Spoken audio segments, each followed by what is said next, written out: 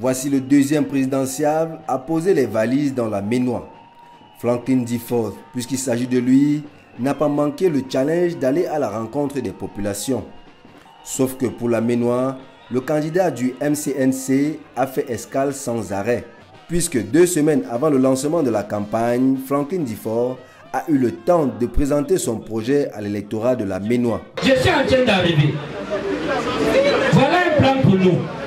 Les gens vont venir vous promettre, on va faire ceci, on va faire cela. Comprenez bien.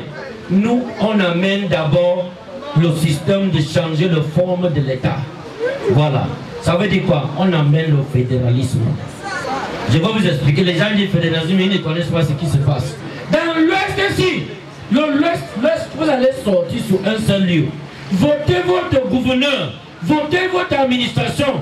Et nous, le gouvernement central, on va sceller, on va leur donner le pouvoir autonome de gérer l'Ouest.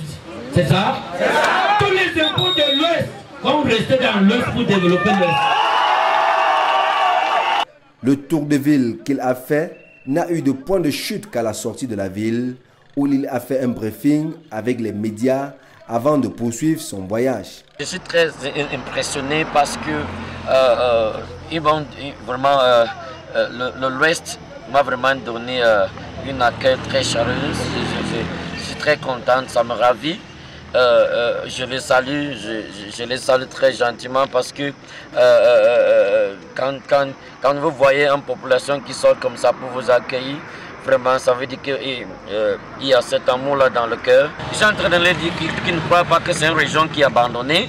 C'est une région vraiment qui serait vraiment renouvelée parce que les routes sont gâtées. Ils sont patients, je les encourage. Cette patience-là, j'encourage cette patience-là parce qu'ils devraient tellement revendiquer parce que les routes sont vraiment gâtées ici à l'ouest. On va leur donner les bonnes routes.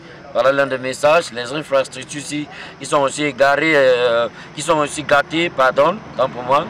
On va voir comment on va aussi renouveler et transformer la vie ici pour que ça soit une nouvelle vie dans cette nouvelle Cameroun. Même le système de l'agriculture, on va aussi transformer en une agriculture qui serait mécanisée. Et en plus, je dis à la jeunesse camerounaise que dans ces régions qui ne croient pas qu'ils sont abandonnés, non, on est en train de vraiment industrialiser. On va industrialiser le Cameroun pour enfin donner vraiment beaucoup de jobs aux jeunes. Enfin, que dès qu'ils finissent à l'école, ils ont les jobs et commencent à travailler pour réjouir les fruits de leur travail. Et en plus, on va améliorer beaucoup de choses. On a beaucoup de choses qu'on va faire dans cette région de l'Ouest. Mais il sait très bien que moi, je ne suis pas là pour le motiver ou les influencer ou le flatter. Je ne suis pas un politicien et ils connaissent très bien que même quand je passe en route, ils m'appellent l'homme de vérité. Ils savent que je suis un homme de vérité. Je suis venu leur dire la vérité, je suis venu leur dire ce qui est faisable. Et ça va vraiment se faire dans notre gouvernement. Et très rapidement, ce changement-là, ils vont le ressentir sans vraiment perdre beaucoup de temps. Et je l'ai dit toujours aussi qu'il faut qu'il soit patient parce que cette nouvelle Cameroun est dans quelques jours seulement.